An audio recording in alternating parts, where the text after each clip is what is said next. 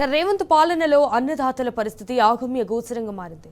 దుక్కి దున్ని పంట వేసినప్పటి నుంచి కాంటా వేసే వరకు తిప్పలు తప్పడం లేదు. రైతు భరోసా ఇవ్వడం లేదు. పంటకు క్రాప్ లోన్ ఇవ్వడం లేదు. పంటకు పెట్టుబడి సాయం లేక నల్గొండ రైతులు ఆందోళన చెందుతున్నారు.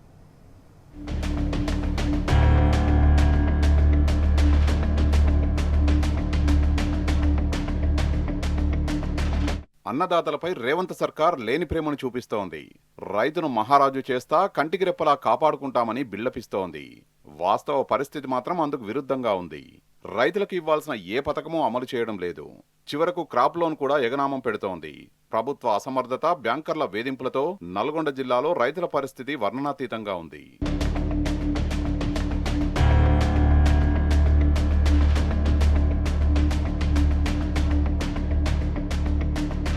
క్రాప్ లోన్ కోసం బ్యాంకులు కొర్రీలు పెడుతున్నాయి. ఈ వానాకాలం సీజన్లో నల్గొండ రైతులకు పంట రుణం ఇచ్చే పరిస్థితి లేదు. ఎక్కడా లేని రూల్స్ చెప్పి రైతుల్ని ముప్పు తిప్పలు పెడుతున్నారు. దీంతో లోన్ కోసం చెప్పులరిగేలా తిరుగుతున్నారు. బ్యాంకర్లను ఏమీ అనలేక లోలోన మదన పడుతున్నారు. లాభం లేదనుకుని చివరికి వడ్డీ వ్యాపారుల్ని ఆశ్రయిస్తున్నారు.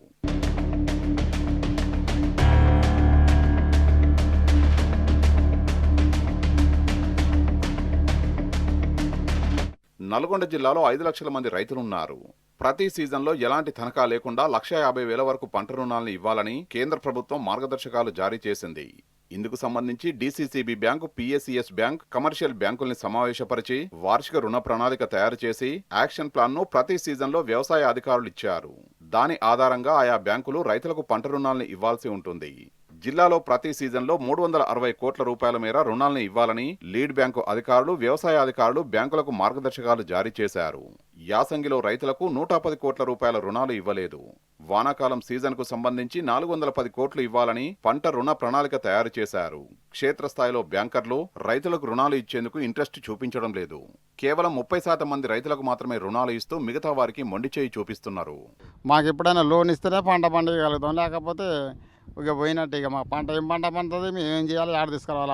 అప్పు ఇస్తాడు కూడా ఇస్తేనే ఇస్తాడు. మీరు లోన్ తెచ్చుకుంటేనే పని నడుస్తుంది అని అంటుర్రు ఎక్కడైనా. ఇక దాని గురించి ఇదివరకు తెలవంది ఏంటి, అందరు తెలిసిన విషయమే. ఈ కేసీఆర్ ఉన్నప్పుడు మంచిగానే వచ్చింది.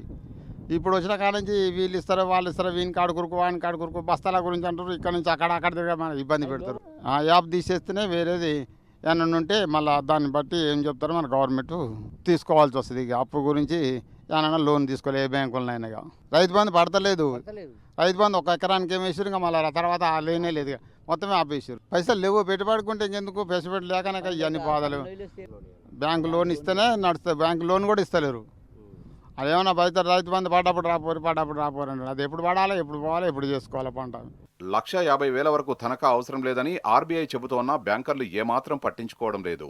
జిల్లాలో రుణం కోసం వచ్చే ప్రతి రైతుకు బ్యాంకులు చుక్కలు చూపిస్తున్నాయి. పాత లోన్ క్లియర్ చేయాలని, రుణాల్ని రెన్యువల్ చేయాలని, పాస్ పుస్తకాన్ని కుదువ పెట్టాలని, అధిక వడ్డీకి ఒప్పుకోవాలని బ్యాంకర్లు కొర్రీలు పెడుతున్నాయి. కాంగ్రెస్ సర్కారు చేసిన రుణమాఫీ అసంపూర్ణంగా ఉండడంతో జిల్లాలో 40% మించి రైతులు రుణార్హత సాధించలేదు. బ్యాంకు డీటెయిల్స్ క్లియర్ లేకపోవడం, రుణాల వడ్డీ క్లియర్ కాకపోవడం, లోన్ రెన్యువల్ కాకపోవడంతో జిల్లాలో 1,50,000 మంది రైతులకు కొత్తగా రుణాలు ఇవ్వడానికి బ్యాంకులు నిరాకరిస్తున్నాయి. బ్లాక్ లిస్టులో పెట్టి లోన్ ఇవ్వకుండా వేధింపులకు గురి చేస్తున్నాయి. మాకు లోన్లు కావాలి, మాకు పెట్టుబడి డబ్బులు లేవు, మేమంతా ఇబ్బందులు పడుతున్నాం సార్. రైతు బంధు లేదు, ఏది లేదు మాకు. మొన్న ఐకేల ఒడ్లు కూడా మమ్మల్ని కన్న బాధ పెట్టిర్రు. ఆ ఒడ్లు కూడా చాలా కట్ చేసిర్రు. మరి ఆ ఒడ్లు ఎటు పోయిందో తెలియదు. మరి జోక్కున్నాక కూడా మళ్ళీ కట్ చేసిర్రు. ఒడ్లు తూకం జోక్కున్నాక కూడా లారీలు ఎత్తినాక కూడా కట్ చేసిర్రు. మళ్ళీ మాకు ఆ డబ్బులు తెంగిర్రు, బస్తకు 19 రూపాయలు అట్లా కట్ చేసిర్రు. మమ్మల్ని చాలా ఇబ్బంది పెడుతుర్రు. లోన్ రాకపోతే ఏం చేయాలి, అది అప్పలపాలు అవుతున్నాం. పెట్టుబడికి ఏమి వెళ్తలేదు మాకు. పెడదానన్నా అప్పుడు కూడా ఓడిపుట్టిన ఇస్తుండు, ఉన్నోళ్ళు ఓళ్ళు ఇస్తలేరు. ఏం లేదు. ఏమన్నా నువ్వేం పడి ఏం చేసిస్తావు, నువ్వు ఏం పంట లేదు, ఏం పండిస్తావు, నువ్వు ఏం కష్టం చేసిస్తావు అంటారు.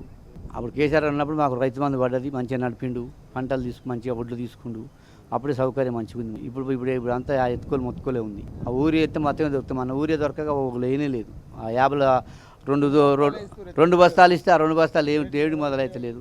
నాకు 5 ఎకరాలు ఉంది, 5 ఎకరాలు 2 బస్తాలు ఇస్తే పంతదా? భూభారతి పోర్టల్లో నమోదు కాని భూములకు రుణాలు ఇచ్చేది లేదని బ్యాంకర్లు తేల్చి చెబుతున్నాయి. పాస్ పుస్తకాల్లో ఉన్న విస్తీర్ణం, ఆన్లైన్లో ఉన్న విస్తీర్ణం ఒకేలాగా ఉండాలని, తేడా ఉంటే రుణాలు ఇచ్చేది లేదని బ్యాంకర్లు తేల్చి చెప్తున్నారు. బంగారంపై లోన్లు తీసుకున్నా రుణం ఇవ్వడం లేదు. ఈ బాధలు పడలేక రైతులు వడ్డీ వ్యాపారాలని ఆశ్రయిస్తున్నారు. అధిక వడ్డీకి అప్పు తీసుకొని సాగు చేస్తున్నారు.